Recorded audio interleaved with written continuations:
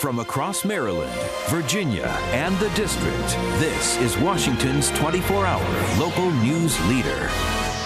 News Channel 8's Live This Morning starts right now. 6 minutes now before 10 o'clock. Members of Congress have fewer than 50 days now before the midterm elections to finish their work on a host of issues. Everything from that financial reform package to the government's response to the BP oil spill. So what does the flurry of activity mean for citizens, and how can they get their voices heard on the Hill? For advice, we call on our advocacy advisor, Stephanie Vance. Stephanie, hey. Nice to see you again. Good to see you. How's it going?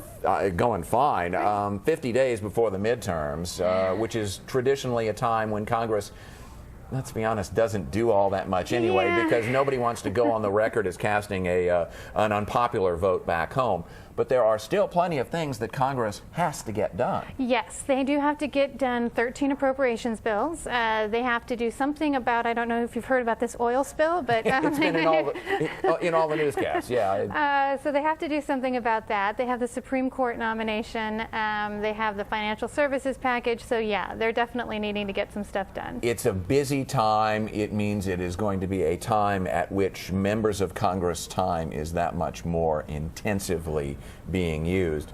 So how do you cut through the clutter and have them hear the message you want them to? Well, it's hard because you're going to be finding that members of Congress are really going to be focusing on some of these core issues at the end of the day. The appropriations, you got to get the appropriations bills done. So even if you do the continuing resolution thing, which is kind of gee, we don't want to make a decision yet, but we got to keep the government running. Right. So, I mean, for the most part, I like to tell citizens there's kind of two things going on. First of all, many of the big decisions have already been made. So I don't think you're going to have a lot of influence on the end game of some of these pieces of legislation.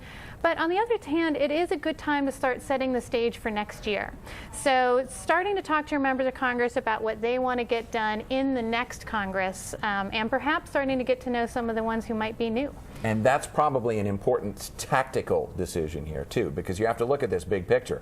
This stuff comes around on a regular basis, and if you have missed your window this time, be ready for it the next time it comes around. Well, yeah, I mean, the legislative process, it's slow, it's tiresome, it's terribly inefficient, and it usually takes about 7 years for a bill to move through the process. So if you didn't catch it this time, you'll probably catch it next time. Stephanie comes on a regular basis to give us exactly this kind of stuff, and we want to give her a little plug here now. Your company, Advocacy Associates, is involved in a very interesting contest here. Talk about that real Yes, quickly. well, thank you so much. It's Count Me In for Women's Economic Independence. It's run with American Express Open, and it's called the Make Mine a Million contest, and we're a finalist, which means I get to go to New Jersey next week and pitch us as a company that's sort of up and coming, and it's exciting because it's in this arena of grassroots advocacy that I think is pretty cool. And one clearly that has a lot of importance around here. Well, first of all, congratulations on that. And secondly, thank you so much for coming on your regular basis, because we look forward to your visits here. We're going to step away for just a bit. At the top of the 10 o'clock hour, we're back with more news, and we hope you'll join us.